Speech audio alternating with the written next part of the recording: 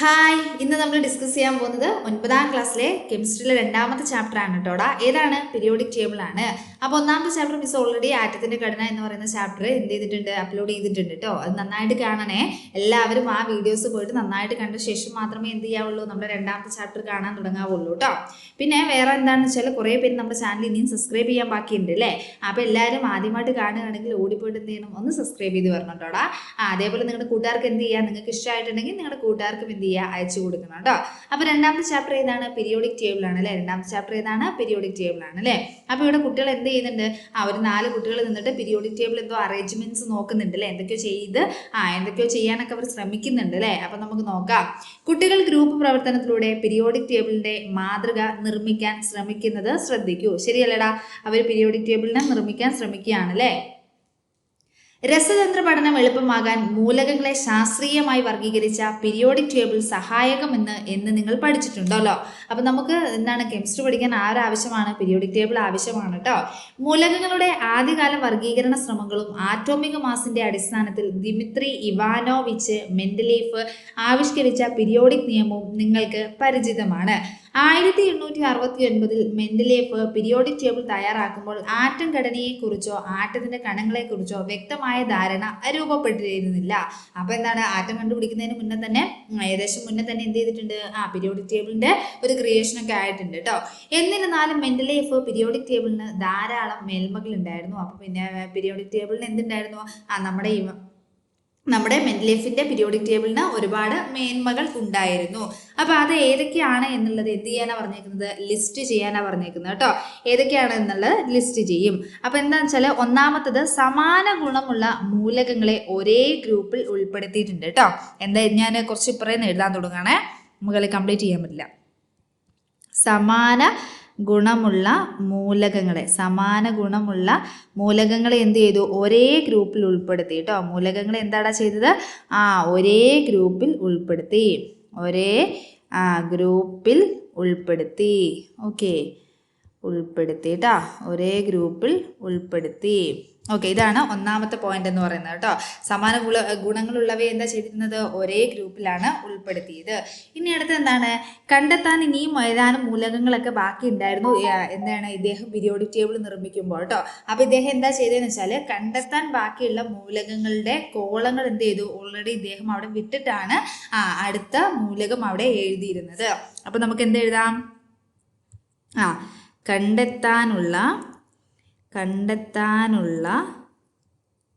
കണ്ടെത്താനുള്ള ഏതാനും മൂലകങ്ങൾക്ക്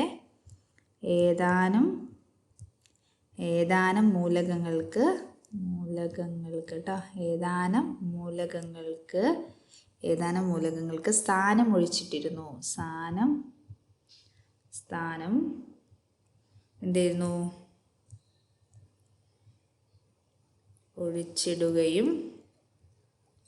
സ്ഥാനം ഒഴിച്ചിടുകയും അതേപോലെ ഒരു കാര്യം കൂടെ ചെയ്തിട്ടുണ്ട്, അവയുടെ ഗുണങ്ങൾ പ്രവചിക്കുകയും ചെയ്തിട്ടുണ്ടായിരുന്നു കേട്ടോ. ഗുണങ്ങൾ എന്ത് ചെയ്തു, പ്രവചിക്കുകയും ചെയ്തിട്ടുണ്ട് കേട്ടോ.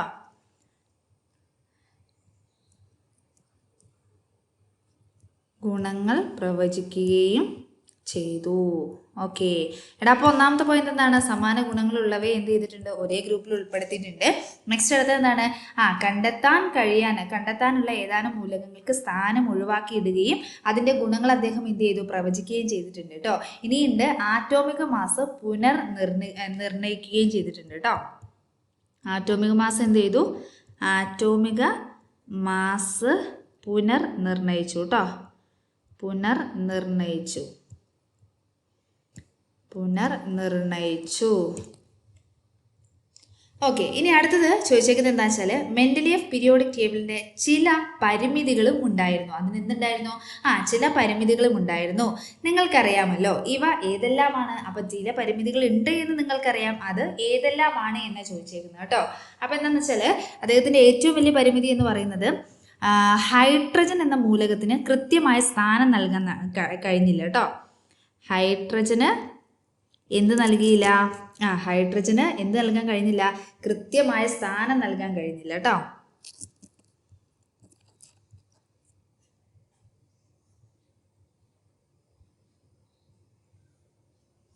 ഹൈഡ്രജന് കൃത്യമായ സ്ഥാനം നൽകാൻ കഴിഞ്ഞില്ല. സ്ഥാനം നൽകാൻ കഴിഞ്ഞില്ല കേട്ടോ. ഓക്കെ, അടുത്തെന്താടാ? സ്ഥാനം നൽകാൻ കഴിഞ്ഞില്ല.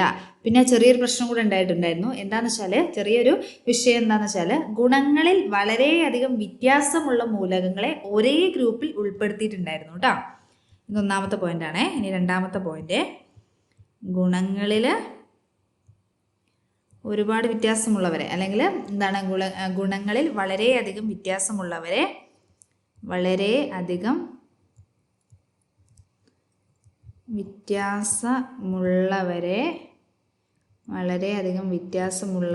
എന്ത് ചെയ്തു? ഒരേ ഗ്രൂപ്പിൽ ഉൾപ്പെടുത്തി കേട്ടോ. ഒരേ ഗ്രൂപ്പിൽ ഉൾപ്പെടുത്തി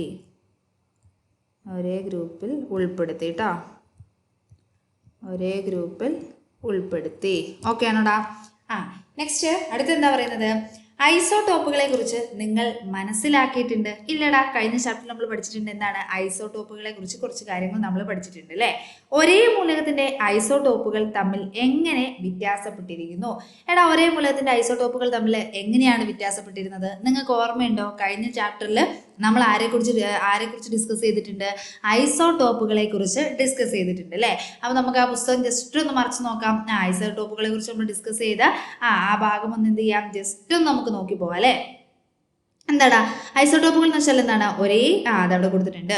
ഒരേ ആറ്റോമിക നമ്പറും വ്യത്യസ്ത മാസ് നമ്പറുമുള്ള ഒരേ മൂലകത്തിന്റെ വ്യത്യസ്ത ആറ്റങ്ങളെയാണ് നമ്മൾ എന്തെന്ന് പറയുന്നത്?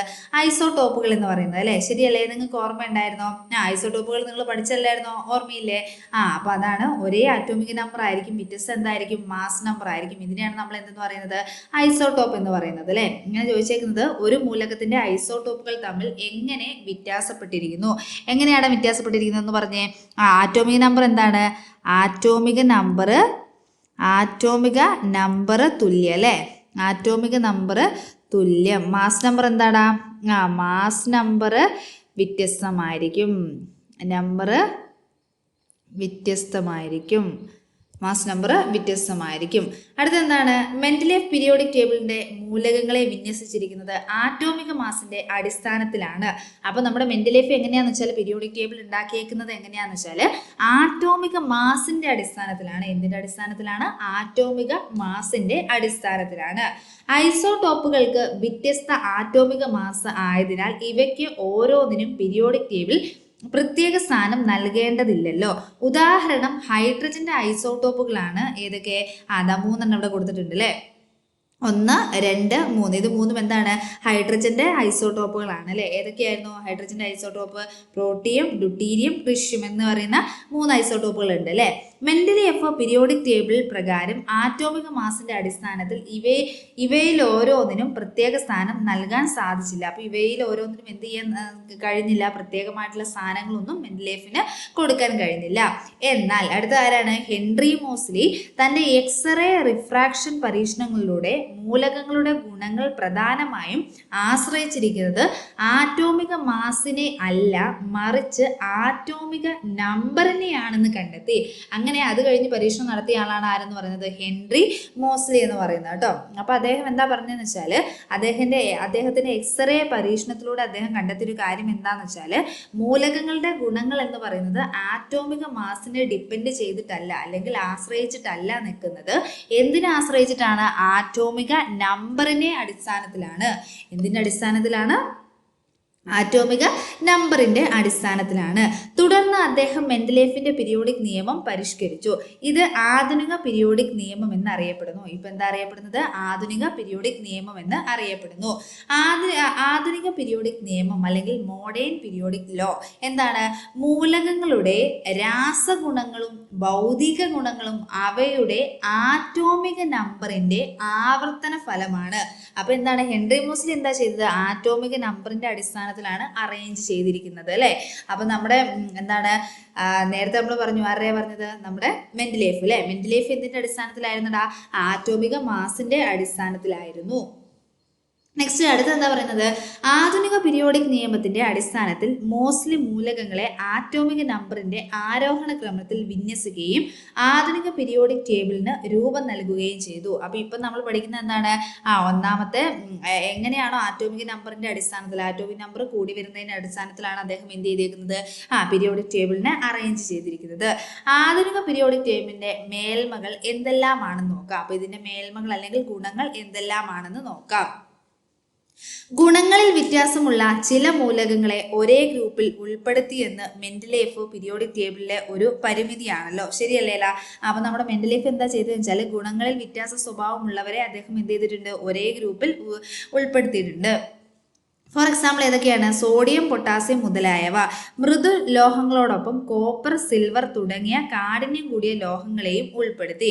എന്നാൽ ആധുനിക പീരിയോഡിക് ടേബിളിൽ സമാന ഗുണങ്ങളുള്ള മൂലകങ്ങളെ ഒരു ഗ്രൂപ്പിൽ തന്നെ ഉൾപ്പെടുത്താൻ മോസ്ലി ശ്രദ്ധിച്ചു.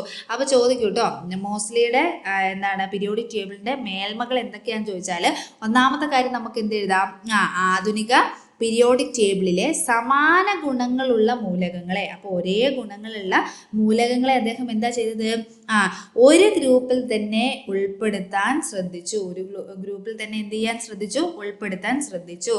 അതിനാൽ ഒരു മൂലകത്തിന്റെ ഗുണങ്ങൾ അറിയാമെങ്കിൽ അതേ ഗ്രൂപ്പിൽപ്പെട്ട മറ്റു മൂലകങ്ങളെ ഗുണങ്ങളെ കുറിച്ചും ധാരണ ലഭിച്ചു. ഇപ്പൊ ഫോർ എക്സാമ്പിൾ ഒന്നാമത്തെ ഗ്രൂപ്പ് ഏതാണ്, ഗ്രൂപ്പ് നമ്പർ 1-ലുള്ളതെല്ലാം ലോഹങ്ങളാണ് എന്ന് വിചാരിക്കുക. ഗ്രൂപ്പ് നമ്പർ 1-ലുള്ളതൊക്കെ ലോഹങ്ങളാണ്. അപ്പം ഗ്രൂപ്പ് നമ്പർ ഒന്നാമത്തെ ഗ്രൂപ്പിൽ ഒരു ആറ് മൂലകങ്ങൾ ഉണ്ടെങ്കിൽ അവയെല്ലാം നമുക്ക് എന്താന്ന് പറയാം, ലോഹങ്ങളാണ് എന്ന് പറയാം അല്ലെ. അപ്പൊ എന്താ അദ്ദേഹം ശ്രദ്ധിച്ചത്, ഒരു മൂലകത്തിന്റെ ഗുണങ്ങൾ അറിയാമെങ്കിൽ ആ ഗ്രൂപ്പിലെ മറ്റെല്ലാവരുടെയും ഗുണങ്ങൾ നമുക്ക് എന്ത് ചെയ്യാൻ പറ്റും, അറിയാൻ പറ്റൂ അല്ലെ.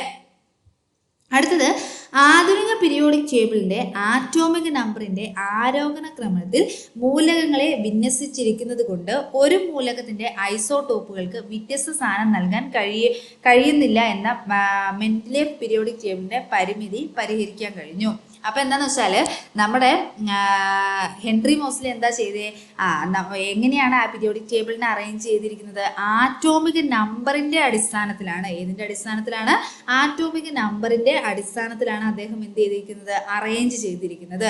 അപ്പോൾ ഓരോ മൂലകത്തിന്റെയും ഐസോടോപ്പുകൾക്ക് വേറെ വേറെ സ്ഥാനം നൽകേണ്ട ആവശ്യമുണ്ടോ, ഇല്ലായിരുന്നു. അപ്പൊ അതിനനുസരിച്ച് അദ്ദേഹം എന്ത് ചെയ്തിട്ടുണ്ട്, നമ്മുടെ പീരിയോഡിക് ടേബിളിനെ അറേഞ്ച് ചെയ്തിട്ടുണ്ട്. അടുത്ത പോയിന്റ് ഏതാടാ, ആറ്റോമിക മാസിന്റെ ആരോഹണ ക്രമം എല്ലായിടത്തും കൃത്യമായി പാലിക്കപ്പെട്ടിട്ടില്ല എന്നത് മെൻഡലേഫ് പീരിയോഡിക് ടേബിളിന്റെ മറ്റൊരു പരിമിതിയാണ്. അപ്പൊ എന്താ വെച്ചാൽ ആറ്റോമിക മാസ് അദ്ദേഹം എന്ത് ചെയ്തിട്ടില്ല, മെൻഡലേഫ് കറക്റ്റ് ഓർഡറിൽ അദ്ദേഹം ചെയ്തിട്ടുണ്ടായിരുന്നില്ല. എന്നാൽ ആധുനിക പീരിയോഡിക് ടേബിളിൽ ആറ്റോമിക നമ്പറിന്റെ അടിസ്ഥാനത്തിൽ മൂലകങ്ങളെ വിന്യസിച്ചിരിക്കുന്നതിനാൽ ആറ്റോമിക മാസിന്റെ ഇത്തരത്തിലുള്ള ക്രമരാഹിത്യം പ്രസക്തമല്ല. അപ്പൊ എന്താണ്, നിങ്ങൾ ഇത്ര എഴുതിയാൽ മതി. എന്താണ്, ആധുനിക പീരിയോഡിക് ടേബിള് എന്തിന്റെ അടിസ്ഥാനത്തിലാണ്, ആറ്റോമിക് നമ്പറിന്റെ അടിസ്ഥാനത്തിൽ മൂലകങ്ങളെ വിന്യസിച്ചിരിക്കുന്നു. മൂലകങ്ങളെ എന്ത് ചെയ്യുന്നു, വിന്യസിച്ചിരിക്കുന്നു. അപ്പൊ എന്തൊക്കെയാണ് പ്രത്യേകത എന്ന് പറയുന്നത്, ഏതൊക്കെയാടാ ഒന്ന് പറഞ്ഞു നോക്കിയേ.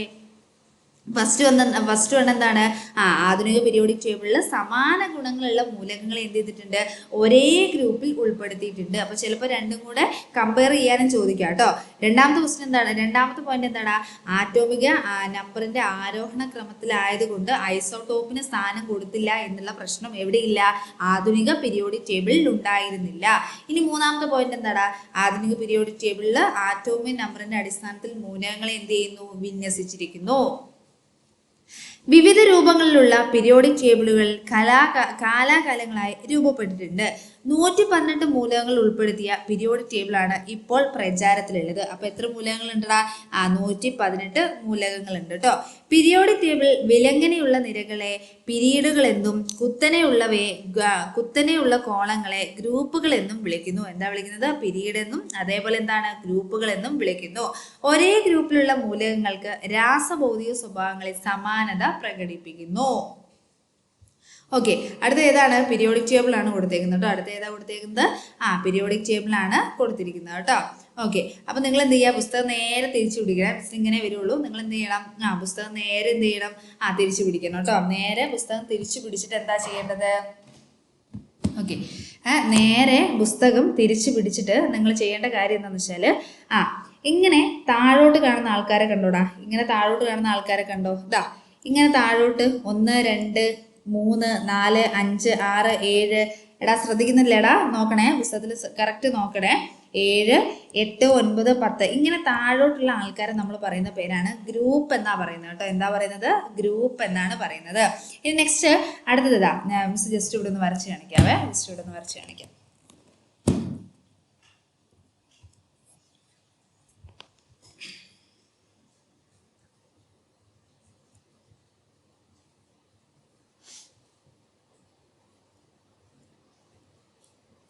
ഓക്കെ, ഇത് ഏകദേശം ഒരു പീരിയോഡിക് ടേബിളിന്റെ മാതൃകയാണ് എന്ന് കൺസെപ്റ്റ് ചെയ്യുക കേട്ടോ. ഇങ്ങനെ താഴോട്ടുള്ളവയെ നമ്മൾ വിളിക്കുന്ന പേരാണ് ഗ്രൂപ്പ് എന്നാ വിളിക്കുന്നത് കേട്ടോ. എന്താ വിളിക്കുന്നത്? ഗ്രൂപ്പ് എന്നാണ് വിളിക്കുന്നത്. എന്താ വിളിക്കുന്നത്? ഗ്രൂപ്പ്. ഇതാ ഇങ്ങനെ വിലങ്ങനെയുള്ളതിനെ നമ്മൾ വിളിക്കുന്ന പേരാണ് പിരീഡ് എന്നാണ് വിളിക്കുന്നത് കേട്ടോ. എന്താണ് വിളിക്കുന്നത്? പിരീഡ് എന്നാണ് വിളിക്കുന്നത്. അപ്പൊ നിങ്ങൾ പഠിച്ചു വെക്കേണ്ട കാര്യം എന്ന് വെച്ചാൽ ഗ്രൂപ്പ് 18 എണ്ണമുണ്ട്. ഗ്രൂപ്പ് എത്ര എണ്ണം ഉണ്ടടാ? 18 എണ്ണമുണ്ട്. ഇനി പിരീഡ് എത്ര എണ്ണം ഉള്ളത്? 7 എണ്ണമാണ് ഉള്ളത് കേട്ടോ. പിരീഡ് എത്ര എണ്ണം ഉള്ളത്? 7 എണ്ണമുണ്ട്. എടാ ജസ്റ്റ് അതൊന്ന് നോക്കി വെക്കണേ. ഗ്രൂപ്പ് എത്ര എണ്ണം ഉള്ളത്? ലാസ്റ്റ് ഗ്രൂപ്പ് എത്രയാണ്? 18 ആണുള്ളത്. 1 മുതൽ എത്ര വരെ ഉണ്ട്? 18. എടാ ഇനി താഴോട്ട് നോക്കിക്കേ, പിരീഡ് എത്ര എണ്ണം ഉള്ളത്? 7 എണ്ണമാണുള്ളത് കേട്ടോ. എത്ര എണ്ണം ഉള്ളത്? 7 എണ്ണം. അത് ജസ്റ്റ് നിങ്ങൾ ഒന്ന് ഓർത്ത് വെക്കണം കേട്ടോ. ഇനി പുതിയതായിട്ട് കണ്ടെത്തിയ കുറച്ച് മൂലകങ്ങളുടെ പേരുകളൊക്കെ എന്ത് ചെയ്തിട്ടുണ്ട്? ഇവിടെ പറഞ്ഞിട്ടുണ്ട്. 2016 4 മൂലകങ്ങൾ കൂടി പീരിയോഡിക് ടേബിളിൽ ചേർക്കപ്പെട്ടു. ഈ മൂലകങ്ങളെ 7ാം പീരീഡിൽ ഉൾപ്പെടുത്തിയിരിക്കുന്നു. എവിടെ ഉൾപ്പെടുത്തിയിരിക്കുന്നത്? 7ാമത്തെ പീരീഡ്. 7ാമത്തെ പീരീഡ് എന്ന് വെച്ചാൽ ഏതാടാ? 7ാമത്തെ പീരീഡ് എന്ന് വെച്ചാൽ എത്രയാണ്?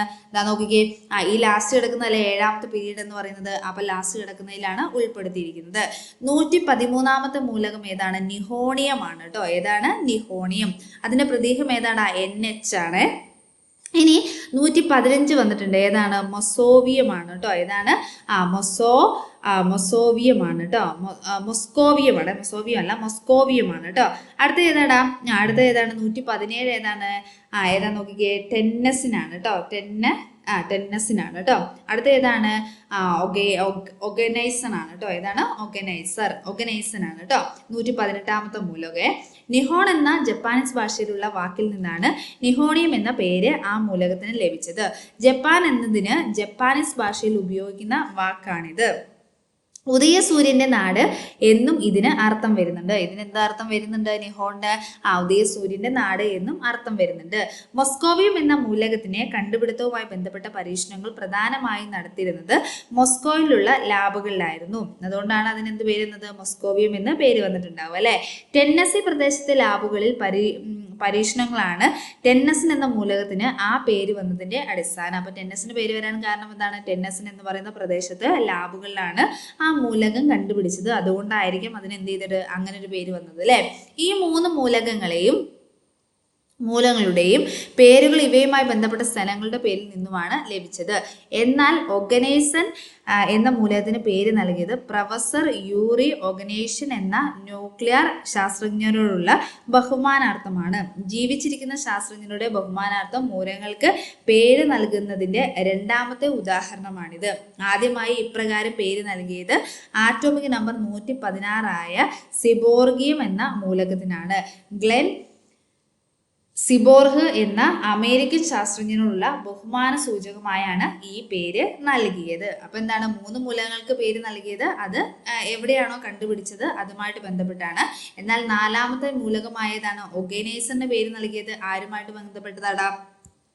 ഏത് ശാസ്ത്രജ്ഞനുമായിട്ട് ബന്ധപ്പെട്ടതാണ്? യൂറി ഒഗനേഷ്യൻ എന്ന് പറയുന്ന ശാസ്ത്രജ്ഞനുമായിട്ട് ബന്ധപ്പെട്ടതാണ്. അടുത്തത് എന്താണ്? മൂലകങ്ങളുടെ കൂടുതൽ സവിശേഷത, ശാസ്ത്രീയമായ വർഗീകരണത്തിന്റെ മെച്ചങ്ങൾ എന്നിവ തുടർന്ന് പഠിക്കാം. അടുത്തത് മൂലകങ്ങളുടെ ഇലക്ട്രോൺ വിന്യാസവും പീരിയോഡിക് ടേബിളിന്റെ സ്ഥാനവും. ആധുനിക പീരിയോഡിക് ടേബിളിന്റെ ചിത്രം മുകളിൽ നമ്മൾ കണ്ടു അല്ലെ. അതിനെക്കുറിച്ച് കുറച്ച് ചോദ്യങ്ങളാണ് നൽകിയിരിക്കുന്നത്.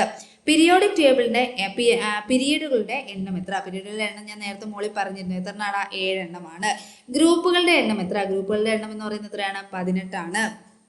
മൂലകങ്ങളുടെ എണ്ണം ഏറ്റവും കുറവുള്ള പീരീഡ് ഏത്? മൂലകങ്ങളുടെ എണ്ണം ഏറ്റവും കുറവുള്ള പീരീഡ് ഏതാണെന്നാ ചോദിച്ചേക്കുന്നത് കേട്ടോ. അപ്പം മൂലകങ്ങളുടെ എണ്ണം ഏറ്റവും കുറവുള്ള പീരീഡ് എന്ന് പറയുന്നത് 1ാമത്തെ പീരീഡാണ്. 1ാമത്തെ പീരീഡിൽ എത്ര മൂലകേ ഉള്ളൂ? ഹൈഡ്രജനും ഹീലിയവും മാത്രമേ ഉള്ളൂ കേട്ടോ. അപ്പൊ എത്ര മൂലകേ ഉള്ളൂടാ? ഒന്നാമത്തെ പീരീഡിൽ എത്ര മൂലകേ ഉള്ളൂ? ഒരു മൂലകേ ഉള്ളൂ കേട്ടോ. ഒന്നാമത്തെ പീരീഡിൽ ഒന്നല്ല 2 മൂലകങ്ങൾ. ഏതൊക്കെയാണ് മൂലകങ്ങൾ എന്ന് പറയുന്നത്? ഏതൊക്കെയാണ്? Hydrogen and helium. ഹൈഡ്രജൻ എന്ന് പറയുന്നത് ഒന്നാമത്തെ മൂലകമാണ്. ഇനി ഹീലിയം എന്ന് പറയുന്നത് എത്രാമത്തെയാണ്? ഹീലിയം എന്ന് പറയുന്നത് 2ാമത്തെ മൂലകമാണ് കേട്ടോ. 2, 3 പീരീഡുകളുടെ മൂലകങ്ങളുടെ എണ്ണം ഒരുപോലെയാണോ? അല്ല. 2ാമത്തെ പീരീഡിൽ എത്ര മൂലകമാണ് ഉള്ളത്? നമുക്ക് ജസ്റ്റ് ചെക്ക് ചെയ്താം. 2ാമത്തെ പീരീഡിൽ എത്ര ഉള്ളത് നോക്കിക്കേ. 2ാമത്തെ പീരീഡ് എന്ന് പറയുന്നത് ഇവിടുന്ന് സ്റ്റാർട്ട് ചെയ്യുന്നത് 1, 2. ഓക്കെ, 2. പിന്നെ നോക്കാലോ. 2, 3, 4, 5, 6, 7. ഒന്നുകൂടെ ഉണ്ട് കേട്ടോ. എത്രണ്ണാണ്? 8. അപ്പോൾ 2ാമത്തെ പീരീഡിൽ എത്ര ഉണ്ടാ? 8. അപ്പോൾ 3ാമത്തെ പീരീഡിലും എത്ര ഉള്ളത്? 8 തന്നെയാണ് കേട്ടോ. അപ്പോൾ 2, 3 എത്ര വീതമാണുള്ളത്? 8 വീതമാണുള്ളത് കേട്ടോ. 8 വീതമുണ്ട്. അപ്പോൾ ഇവിടെ എഴുതി വെച്ചേക്കാം, 8 വീതമുണ്ട്. ഓക്കെ, 4ാം പീരീഡിൽ എത്ര മൂലകങ്ങളെയാണ് ഉൾപ്പെടുത്തിയിരിക്കുന്നത്? 4ാമത്തെ പീരീഡിൽ നമുക്ക് എണ്ണി നോക്കാം എത്ര ഉണ്ടെന്ന് അല്ലേ. എടാ ജസ്റ്റ് ഒന്ന് എണ്ണി നോക്കിക്കേ. 1, 2, 3. ഇതല്ലേടെ 4ാമത്തെ പീരീഡ്. 1ാമത്തെ പീരീഡ്, 2ാമത്തെ പീരീഡ്, 3ാമത്തെ പീരീഡ്, 4ാമത്തെ പീരീഡ് അല്ലേ. എത്ര വീതം ഉണ്ടടാ? ഒന്ന് എണ്ണി നോക്കിക്കേ. 1, 2, 3, 4, 5, 6, 7 അല്ലേ. തെറ്റിപ്പോടാ, 1 മിനിറ്റ്. 1, 2, 3, 4, 5, 6, 7, 8, 9, 10, 11, 12 അല്ലേ. 12 പിന്നെ 13, 14, 15, 16, 18 മൂലകങ്ങളുണ്ട് കേട്ടോ. എത്ര മൂലകങ്ങളാണുള്ളത്? 18 മൂലകങ്ങളുണ്ട് കേട്ടോ. എടാ അപ്പോൾ ഒന്നാമത്തേൽ എത്ര മൂലകം ഉള്ളത്? ഒന്നാമത്തേൽ 2 എണ്ണം. ഇനി 2ാമത്തേൽ 3ാമത്തേൽ എത്ര എണ്ണമാണ്? 8 എണ്ണം വീതം. 4ാമത്തേൽ എത്ര എണ്ണമാണ്? 18 എണ്ണം ഉണ്ട് കേട്ടോ. ഓക്കെ, നെക്സ്റ്റ് അടുത്ത് എന്താണ്? അടുത്ത് നോക്കാം അല്ലേ. ഒരു മൂലകത്തെ സംബന്ധിച്ച് എന്തെല്ലാം വിവരങ്ങളാണ് പീരിയോഡിക് ടേബിളിൽ നിന്ന് ലഭിക്കുന്നത്? സയൻസ് ഡയറിയിൽ എഴുതൂ. എന്തെല്ലാമാണ് അവിടെ ലഭിക്കുന്നത്? പ്രതീകം ലഭിക്കും, പേര് ലഭിക്കും. നോക്കിക്കേ എന്തെല്ലാം കാര്യങ്ങളാണ് ലഭിക്കുന്നത് നോക്കിക്കേ. പ്രതീകമുണ്ട്, പേരുണ്ട്, അതിൻ്റെ ആറ്റോമിക നമ്പർ കിട്ടും അല്ലേ. പിന്നെന്താണ്? ഇലക്ട്രോൺ വിന്യാസം കിട്ടും കേട്ടോ. ആറ്റോമിക് നമ്പർ കിട്ടും. പിന്നെന്താണ്? ഇലക്ട്രോൺ വിന്യാസം. അപ്പോൾ നമുക്കിവിടെ എഴുതി വെക്കാവേ. ആറ്റോമിക നമ്പർ കിട്ടും. ആറ്റോമിക നമ്പർ കിട്ടും അല്ലേ. എടാ വേറെന്താ കിട്ടുക? ആറ്റോമിക് നമ്പർ, ഇലക്ട്രോൺ വിന്യാസം കിട്ടും കേട്ടോ. ഇലക്ട്രോൺ വിന്യാസം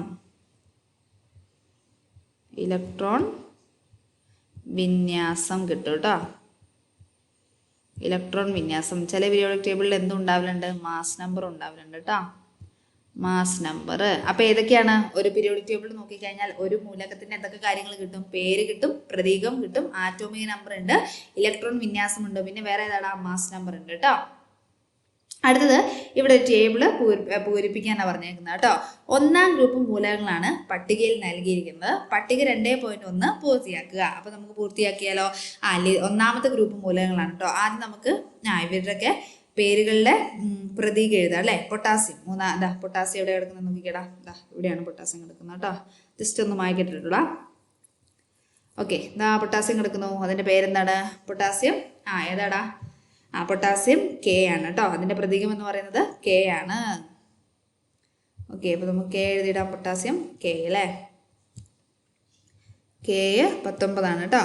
ഓക്കെ, ഇവിടെ ഇതിൻ്റെ ഇലക്ട്രോൺ വിന്യാസം എങ്ങനെയാണ് വരുന്നത്? അപ്പുറത്തെ നമ്മൾ ഇതിന് മുന്നത്തെ ചാപ്റ്ററിൽ പറഞ്ഞിട്ടുണ്ട് ഇലക്ട്രോൺ വിന്യാസം എഴുതുന്നത് അല്ലേ. കെയിൽ എത്രണ്ണം വരും? 2. എല്ലിൽ എത്രണ്ണം വരും? 1 അല്ലേ. അടുത്ത എങ്ങനെ വരും? 2, 8, 1 എന്ന് വരും അല്ലേ. ഇനി അടുത്ത് അവിടെ എഴുതിയിട്ടുണ്ട് എത്രയാണ്? 2, 8, 8, 1. അപ്പോൾ 19 വരുന്നില്ലേ നോക്ക്. 10, 18, 19 വരും അല്ലേ. അടുത്ത നോക്കിക്കേടാ. 2, 8, 2, 8, 10. 18 ആകുമ്പോൾ എത്രയായി? 18 ആകുമ്പോൾ എത്രയാടാ? 2, 8, 10. 18 ആകുമ്പോൾ 10, 28, 28, 29. എത്രയാണ്? 29, 37 വരും അല്ലേ. റെഡി അല്ലേടാ? 37 അല്ലേ. അവിടെ കിടപ്പുണ്ടാ. ഇവിടെ ജസ്റ്റ് നോക്കിയാൽ മതി. ഇവിടെ കിടപ്പുണ്ട് 37 കേട്ടോ. അടുത്തത് 55, 37, 55, 87. 37 അവിടെ കൊടുത്തിട്ടുണ്ട്. 37, 55. പിന്നെ എത്രയാണ്? 37. 55ാമത്തെ മൂലകം ഏതാടാ? അവിടെ ജസ്റ്റ് നോക്കിക്കേ. CS. CS-ഉം FR-ഉം കേട്ടോ. FR 87 ആണ്. CS ജസ്റ്റ് ഒന്ന് എഴുതിയിട്ടാ. CS, CCM ആണ് കേട്ടോ. ഇനി ഇത് എത്രയാണ്? 87 സീസിയവും പിന്നെ എത്രയാണ്? 87. ജസ്റ്റ് ഒന്ന് മായ്ക്കേണ്ട. 87. അതിൻ്റെ എന്ത് കൊടുത്തിട്ടുണ്ട്? ഇലക്ട്രോൺ വിന്യാസം അവിടെ കൊടുത്തിട്ടുണ്ട് കേട്ടോ. ഒന്നാം ഗ്രൂപ്പിലെ മൂലകങ്ങളെ ബാഹ്യതമശല്യ ഇലക്ട്രോണുകളുടെ എണ്ണത്തിൽ എന്തെങ്കിലും വ്യത്യാസമുണ്ടോ? എടാ ബാഹ്യതമശല്യം എന്ന് വെച്ചാൽ എന്താണ്? അവസാനത്തെ ഷെല്ലല്ലടാ. എടാ അവസാനത്തെ ഷെല്ലിൽ ഇലക്ട്രോണിന്റെ എണ്ണം ഒന്ന് നോക്കിക്കേടാ. ഇതൊന്നാണ്. 1 1 1 1 1. ശരിയല്ലേ? എന്തെങ്കിലും പ്രത്യേകത ഉണ്ടോന്നാണ് ചോദിച്ചേക്കുന്നത്. ഉണ്ട്. എന്താ പ്രത്യേകത എന്ന് വെച്ചാൽ എന്താണ്? അവസാനത്തെ ഷെല്ലിൽ എത്ര ഇലക്ട്രോണാണ് ഉള്ളത്? 1 ഇലക്ട്രോൺ ആണുള്ളത്. രണ്ടാം ഗ്രൂപ്പ് മൂലകങ്ങളുടെ ഇലക്ട്രോൺ വിന്യാസം പീരിയോഡിക് ടേബിളിന്റെ സഹായത്തോടെ എഴുതൂ. അപ്പൊ രണ്ടാം ഗ്രൂപ്പിന്റെ എന്താണ് ഇലക്ട്രോൺ വിന്യാസം നിങ്ങളോട് പീരിയോഡിക് ടേബിളിന്റെ സഹായത്തോടെ എഴുതാനാണ് പറഞ്ഞേക്കുന്നത് കേട്ടോ. എടാ നോക്കിക്കേടാ, രണ്ടാമത്തെ ഗ്രൂപ്പിന്റെ ഒന്ന് നോക്കിക്കേ, ഒന്ന് ശ്രദ്ധിച്ചേടാ മക്കളെ. രണ്ടാമത്തെ ഗ്രൂപ്പിന്റെ ഒന്ന് ശ്രദ്ധിച്ചേടാ. രണ്ടാമത്തെ ഗ്രൂപ്പിന്റെ നിങ്ങൾ ജസ്റ്റ് പുസ്തകത്തിൽ നോക്കിയിട്ടൊന്ന് നോക്കണം കേട്ടോ. രണ്ടാമത്തെ ഗ്രൂപ്പിന്റെ ഒന്ന് നോക്കിക്കേടാ. അതിന്റെ ആദ്യം ബെറീലിയം ആണ് അല്ലേ? അതിന്റെ അവസാനത്തെ ബാഹ്യതമശല്യം എത്ര ഇലക്ട്രോൺ ആണുള്ളത്? 2. ഇവിടെയും 2 2 2 2 2. ശ്രദ്ധിച്ചോടാ. അപ്പൊ അവസാനത്തെ ഷെല്ലിൽ അല്ലെങ്കിൽ ബാഹ്യതമശല്യം എത്ര ഇലക്ട്രോൺ ആണുള്ളത്? 2 വീതമാണുള്ളത് കേട്ടോ. എത്ര വീതമാണുള്ളത്? 2 വീതമാണുള്ളത്. അപ്പൊ എന്താണ് ബാഹ്യതമശല്യ ഇലക്ട്രോണിന്റെ പ്രത്യേകത? എന്താണ്? 2 ബാഹ്യതമശല്യം എത്ര ഇലക്ട്രോൺ ഉണ്ട്? അവിടെ എഴുതി വെക്കുക അല്ലേ? ബാഹ്യതമ ഷെല്ലിൽ 2 ഇലക്ട്രോൺ ഉണ്ട്. ബാഹ്യതമ ഷെല്ലിൽ 2 ഇലക്ട്രോൺ അല്ലേ? എത്ര ഇലക്ട്രോൺ ആടാ? 2 ഇലക്ട്രോൺ വീതമുണ്ട് കേട്ടോ. അടുത്തത്, ഒരേ ഗ്രൂപ്പിൽ ഉൾപ്പെട്ട മൂലകങ്ങളുടെ ബാഹ്യതമ ഇലക്ട്രോണുകളുടെ എണ്ണം ഒരുപോലെയാണെന്ന് മനസ്സിലായല്ലോ. മൂലകങ്ങളുടെ രാസഗുണങ്ങൾക്ക് അടിസ്ഥാനം അവയുടെ ബാഹ്യതമ ഷെല്ലിലെ ഇലക്ട്രോണുകളുടെ എണ്ണമാണ്. സാധാരണയായിട്ട് ഈ ഇലക്ട്രോണുകളാണ് രാസപ്രവർത്തനത്തിൽ പങ്കെടുക്കുന്നത്. എടാ ഈ അവസാനം കിടക്കുന്ന ഇലക്ട്രോൺ ആണ് എന്തിൽ പങ്കെടുക്കുന്നത്? രാസപ്രവർത്തനത്തിൽ പങ്കെടുക്കുന്നത്. ഓരോ ഗ്രൂപ്പിലെയും മൂലകങ്ങളുടെ പൊതുവായ സവിശേഷതകളുടെ അടിസ്ഥാനത്തിൽ ഇവയെ മൂലക കുടുംബങ്ങളായിട്ട് പരിഗണിക്കുക. അപ്പൊ ഇവരുടെ പൊതുവായ സ്വഭാവം അടിസ്ഥാനത്തിൽ നമ്മൾ എന്ത് ചെയ്തിട്ടുണ്ട്? ഇവരെ ഓരോ കുടുംബങ്ങളായിട്ട് തരംതിരിച്ചിട്ടുണ്ട്. ചുവടെ നൽകിയിരിക്കുന്ന മൂലക കുടുംബങ്ങളുടെ പട്ടിക ശ്രദ്ധിക്കൂ. നോക്കിക്കടാ. ഗ്രൂപ്പ് നമ്പർ 1 ആണെങ്കിൽ എന്താ അറിയപ്പെടുന്നത്? ആൽക്കലി ലോഹങ്ങൾ എന്നാ അറിയപ്പെടുന്നത് കേട്ടോ. എന്താ അറിയപ്പെടുന്നത്? ആൽക്കലി ലോഹങ്ങൾ. ഇനി രണ്ടാമതാണ് ആൽക്കലൈൻ എർത്ത് ലോഹങ്ങളാണ് കേട്ടോ. എന്താണ്? ആൽക്കലൈൻ എർത്ത് ലോഹങ്ങൾ. ഇനി 3 to 12 ഏതാണ്? സംക്രമണ മൂലകം. ഇനി 13 ബോറോൺ, 14 കാർബൺ കുടുംബം, 15 എന്താണ്? നൈട്രജൻ, 16 ഓക്സിജൻ കുടുംബം, 17 ഹാലജൻസ് ആണ്, 18 ഏതാണ്? ഉത്കൃഷ്ടവാതകങ്ങളാണ് കേട്ടോ. ഇതും എക്സാമിന് ചോദിക്കും കേട്ടോ. ഇനി അടുത്തത് പ്രധാന ഗ്രൂപ്പ് മൂലകങ്ങൾ. അടുത്ത ഏതാണ്? Main group elements. പീരിയോഡിക് ടേബിളിൽ 1ഉം 2ഉം ഗ്രൂപ്പുകളിലെയും 13 മുതൽ 18 വരെയുള്ള ഗ്രൂപ്പുകളിലെയും മൂലകങ്ങൾ പരിശോധിക്കൂ. ഇവയിൽ നിങ്ങൾക്ക് പരിചിതമായ മൂലകങ്ങൾ ഏതൊക്കെയാണ്? ഇവയിൽ ലോഹങ്ങൾക്ക് ഉദാഹരണം എഴുതുക. ഇവയിൽ അലോഹങ്ങൾ ഉൾപ്പെട്ടിട്ടുണ്ടോ? അപ്പൊ എന്താ ചെയ്യേണ്ടത്? ഇത് നെക്സ്റ്റ് ക്ലാസ്സിലേക്ക് മിസ് പറഞ്ഞുതരാം. അപ്പൊ ഇത്രയും നന്നായിട്ട് പഠിക്കുക. എന്നിട്ട് പീരിയോഡിക് ടേബിൾ നന്നായിട്ട് നോക്കിയിട്ട് ഇതൊന്ന് അറ്റൻഡ് ചെയ്യാൻ പറ്റുന്നുണ്ടോ എന്ന് എന്ത് ചെയ്യുക? എൻ്റെ കൂട്ടുകാരൊന്ന് നോക്കി വെക്കുക കേട്ടോ. അപ്പൊ നെക്സ്റ്റ് ക്ലാസ്സിലേക്ക് മിസ് ഇത് പറഞ്ഞുതരാം കേട്ടോ. അപ്പൊ നെക്സ്റ്റ് ക്ലാസ്സിൽ വീണ്ടും കാണാം. Thank you.